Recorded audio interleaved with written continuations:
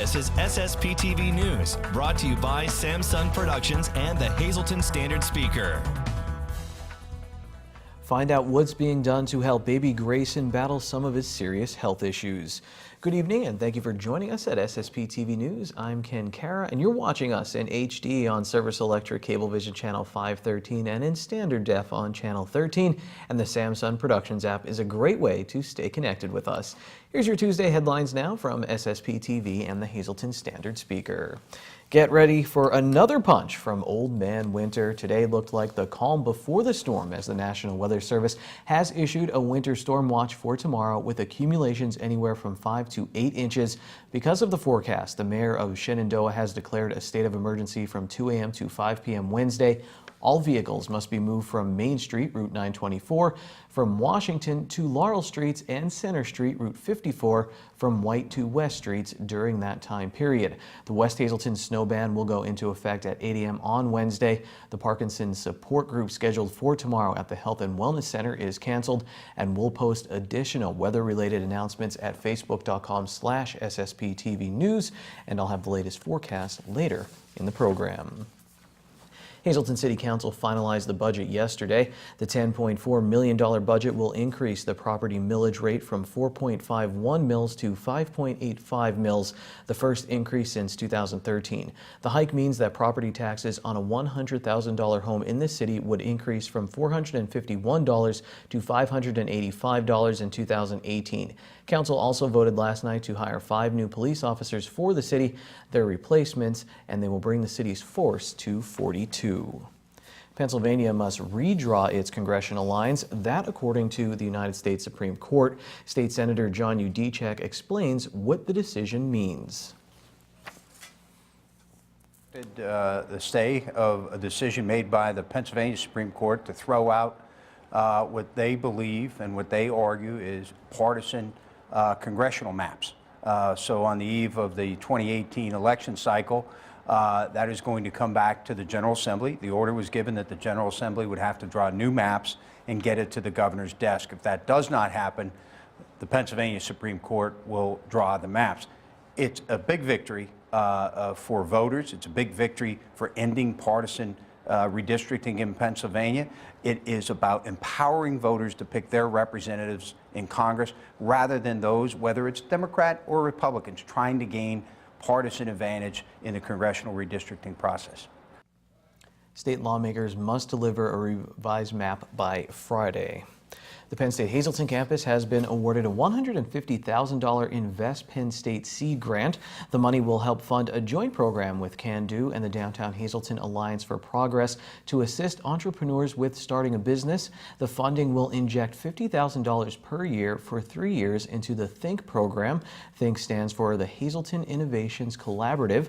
The grant will be used for operations of THINK's Downtown Hazleton Incubator located in the former bingo hall at 1315 West Broad Street in downtown Hazleton. The Think Downtown Center is expected to open next year. The grant was announced yesterday during Penn State University's Invent Penn State Day at the Capitol in Harrisburg. The community is coming together to support an area baby that is dealing with some serious medical issues. Lisa Sugart has the details on how you can help baby Grayson. It's a story that has touched the hearts of so many people in this community. You've seen it on social media, a Facebook page entitled Pray for Grayson K. And it's referring to little Grayson Kapus and his mother Amanda, who are from Drums. And he is going through a really difficult time in his little life since he was only born on January 5th. Here to tell us how we can help out the family, to help them get through this really difficult time of their lives, is Rosalind Nashko. She is a longtime friend of Amanda Kapus and has come in here to tell us about these 2 fundraisers that will be taking place later this month. First of all, thank you for being here. You made a trip from Maryland actually to be here, so we're grateful for that. Tell us about Amanda and Grayson Kapus for someone who's not familiar with this story, which we hope gets better soon. So Grayson was born on January 5th, and since that time, unfortunately, he has suffered a number of medical challenges. He has Down syndrome, he's diagnosed with a form of leukemia, He also has a heart condition which will require open heart surgery within his first year of life.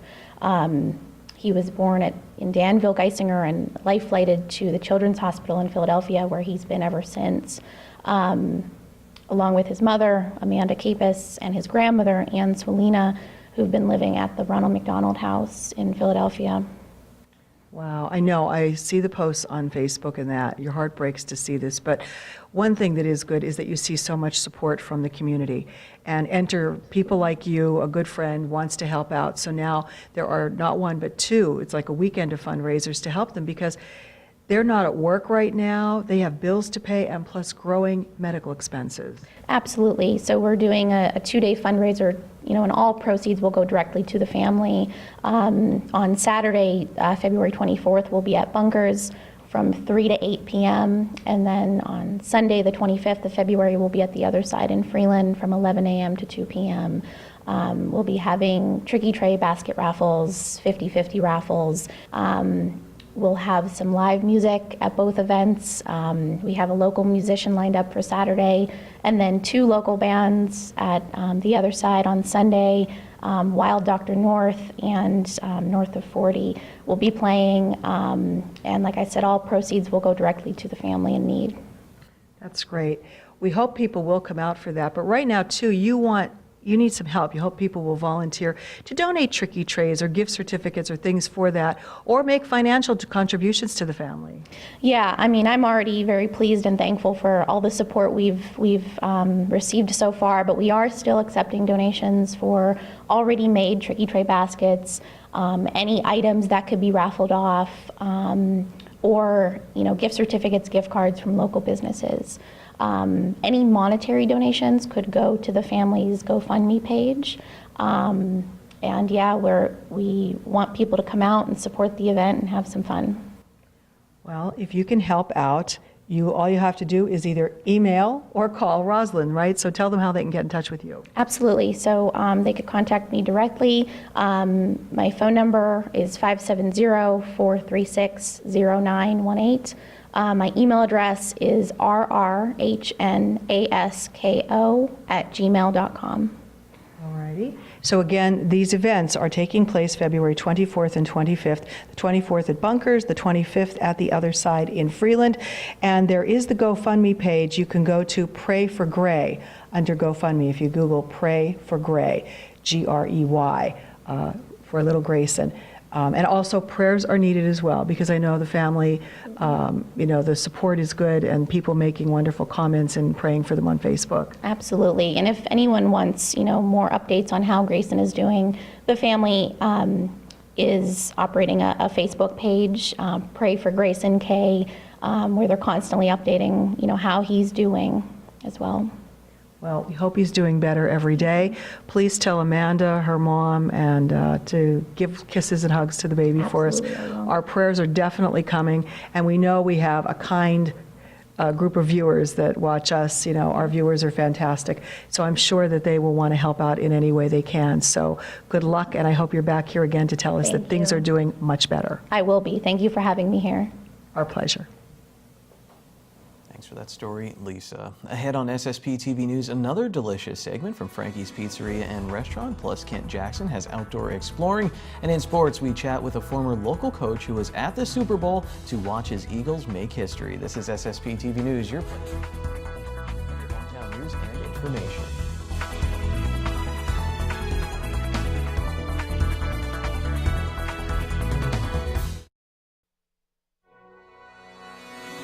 This is SSPTV News, brought to you by Samsung Productions and the Hazleton Standard Speaker.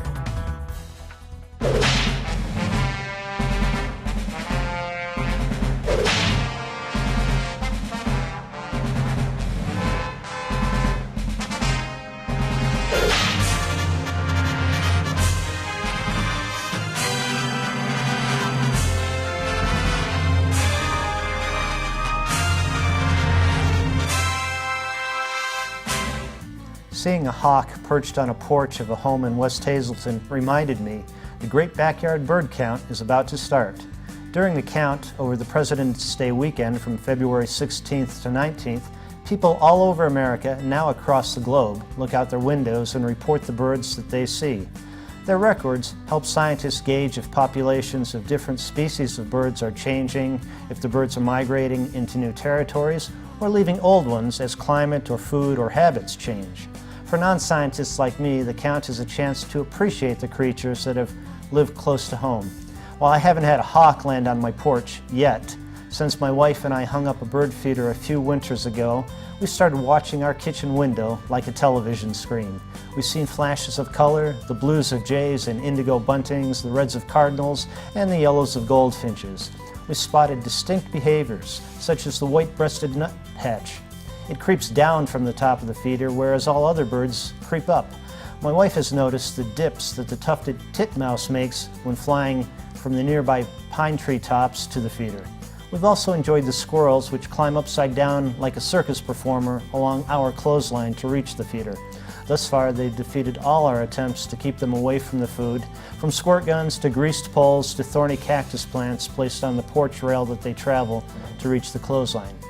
So hang a feeder. You might be surprised at what visits. And the researchers at Audubon and the Cornell Society for Ornithology will be happy to hear about what you see.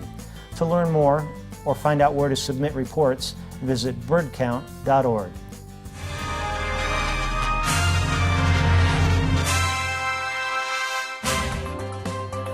Time now for weather on SSPTV News.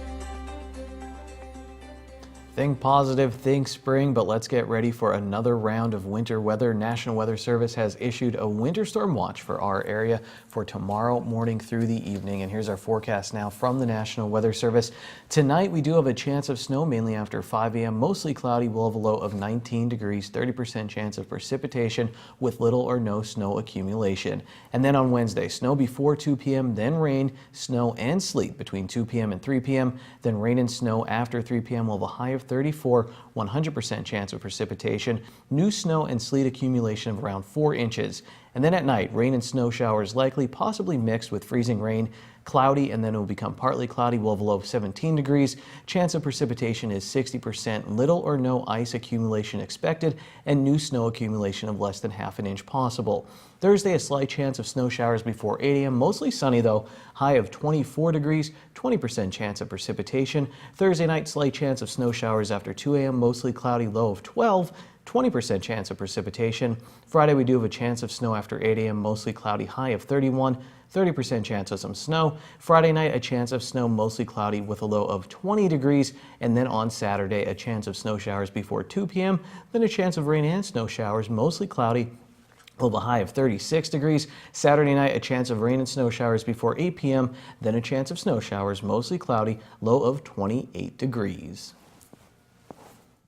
We are falling in love with Frankie's Pizzeria and Restaurant this February. I'm here with Lauren Sacco to talk all about it. And Lauren, I'm already madly, deeply in love, but talking about this made me fall even more in love with your family's restaurant because you do something called Dine to Donate, where you help out local nonprofit organizations. What is that exactly? So more people could, listen, if you love the pizza, this will just make you want to come down here even more.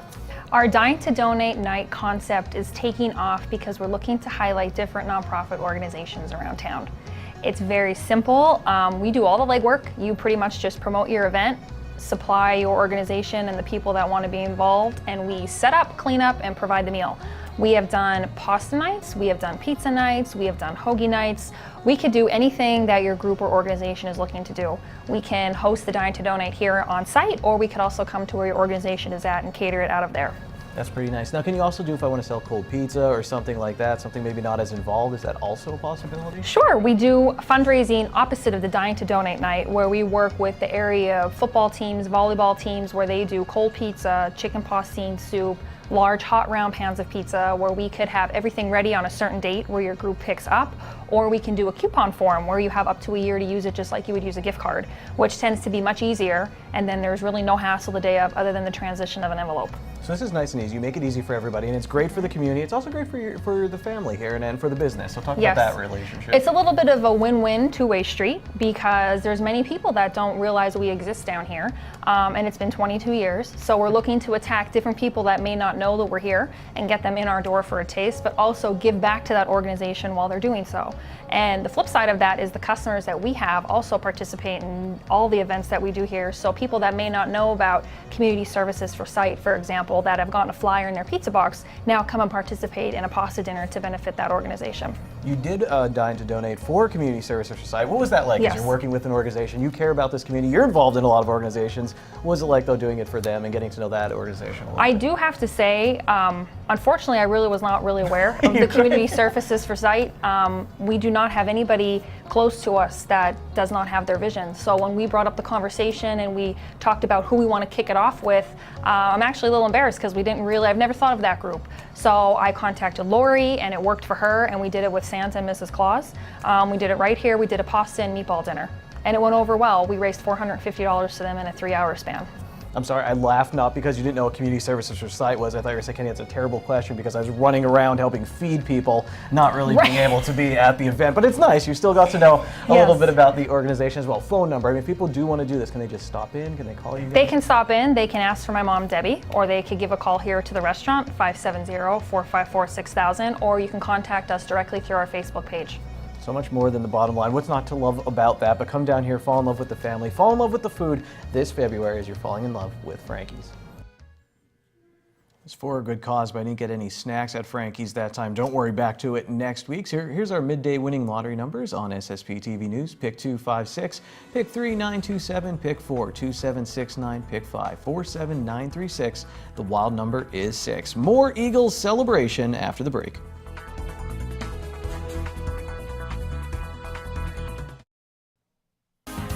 Time now for sports on SSPTV News. Philadelphia Eagles fan Jesse Shadle was at US Bank Stadium in Minneapolis to watch his team win the Super Bowl. If his name sounds familiar, that's because he's a former head coach for Penn State Hazelton's men's and women's soccer teams, and he also runs the Edge of PA Training Center in Bloomsburg. You can check them out at theedgeofpa.com. So being a former college coach, he has a unique perspective on the Eagles' win, and he had another unique view of the team earlier in the season, and that's where my discussion starts with him via phone. Yeah, I definitely had a feeling that, there was something special going on here with this team. From start to finish, they just had something different about them. There was always that feeling of, we're going to be okay. And I said I was fortunate enough to go to a few games this year, fortunate enough to stand on the field for one of those games, the 49ers game, and just to see the guys and the way that they interacted with each other, the leadership from Coach Peterson all the way down. As a former collegiate coach myself, I kind of understood, the environment surrounding the players in this team, and it really, that's really what carried them all the way through, was the culture that Coach Peterson brought to that team. Did you have to pinch yourself a few times and be like, I'm at the Super Bowl? We got into the game. I remember specifically turning to my girlfriend Maria and saying, look around, and she did, and I said, now look down at that field, and she did, and I said, it's just a football game, and we're going to do it. And they absolutely did. What do you remember still from the game? I don't know if it's the fourth down play or something else. What do you think you'll always remember or take with you? Well, obviously, the Philly special was just that. It was special to watch, something that I'll be able to tell my kids and grandkids eventually about. So that was definitely one of them. But I remember the last play of the game with 9 seconds to go. Tom Brady has the ball, the greatest quarterback of all time, and he's throwing to, Rob Gronkowski, who's obviously an incredible tight end. And as soon as he released that ball, it was like slow motion. The dreams and the hopes of years and of Eagles fans that are, here with us, and those who aren't here to see it today. It seemed like that ball hung there forever. And when it finally hit the ground, and we looked up and saw the clock was all zeros, man, it was just a whirlwind of emotions. Is it fitting that if it was going to happen, well, when it happened the first time, winning that Super Bowl, that the Eagles did have that underdog role, that the whole, then it built up the Rocky theme and the feeling of the city of Philadelphia? I mean, did it kind of all work out? Yeah, I mean, it worked out. The Eagles played well off of that underdog role. Everywhere you went in the city of Philadelphia, you could find underdog T-shirts, you could find little masks to hold up over your face and things like that. And I think that was kind of... in the end, I think it just continued to solidify the culture of this team and the way that they came together all year, their next man up mentality. That underdog status really allowed them to ride that wave all the way through. I feel as an outsider who casually was watching the NFL when I heard, Wentz goes down and this other injury happens. Like, I just think I was maybe one of the many who was like, all right, they're not getting out of the first round. But as someone who watched the team all the time, did you think, no, this team's still pretty talented? Yeah, I mean, they have a talented running back core. Their offensive and defensive lines were special all season. So there was a kind of a calm confidence, even when Carson went down. Obviously, your knee-jerk reaction is, oh my gosh, it's over. This is why we can't have nice things in Philadelphia sports, I think is the quote that was floating around the city. But when Nick stepped in and got a few games under his belt, and especially his coming out party against the Vikings, you kind of felt just confident. This was our time, and it's a special time to be a Philly fan. Shadle did tell me that he did enjoy the halftime show, and it was cool seeing it there in the stadium. Well, our local teams will start celebrating championships soon, and the Marion boys basketball team kept their hopes alive for a Schuylkill League playoff spot with a win on Monday. To the SSPTV Standard Speaker scoreboard, the Colts went to overtime to beat Monoy area 64-62. Tyler Fritz scored 25 points in the win, and we'll have more on him and the Colts on Thursday. John Eric Polai has the story as the Colts get ready for their clash with the leader of Division III of the Schuylkill League, Panther Valley. The Colts are one game behind the Panthers in the standings. In the Wyoming Valley Conference, the MMI boys and girls took losses. Kimma Mentler had 16 points for the Lady Preppers against GAR. And that's sports for this Tuesday. Good evening, everyone. Here's today's talk. The town, the Rehabilitation Group of Downtown Shenandoah, will be having a sausage, hoagie, and soup sale beginning at 10 a.m. on February 8th. Soups are $6 per quart and $3 per pint. Sausage hoagies are $3.50 each. To order, call 570-462-2060. And that's today's Talk of the Town. SSPTV News would like to send our sincere condolences to the family and friends of these recently departed. Marie Hutton Apicella of Hazleton. A gravesite service will be held Saturday at 11 a.m. at the Calvary Cemetery in Drums. Friends may call Saturday from 9:30 to 10:30 a.m. at the Joseph A. Moran Funeral Home in Hazleton. John Joe Bumbulski of Roebling, New Jersey. Funeral is Saturday at 11 a.m. at the Damiano Funeral Home in McAdoo.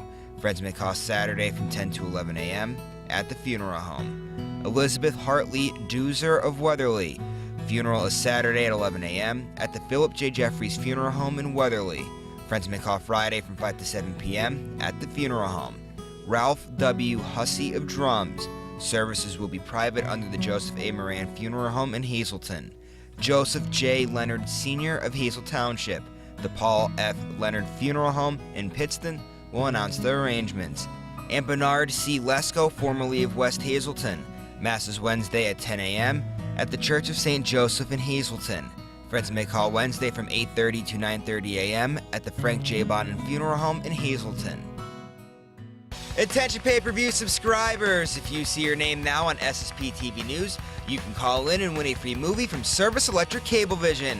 Today's winner is Jessica Spare of Drums. Call now and leave a message at 570-455-7267, extension 104 for your free movie. Tomorrow we'll see what's going on in West Hazleton with the mayor and police chief. I'll see you then. Take it easy, everyone. Watch us online anytime at ssptv.com and follow us on Facebook and Twitter.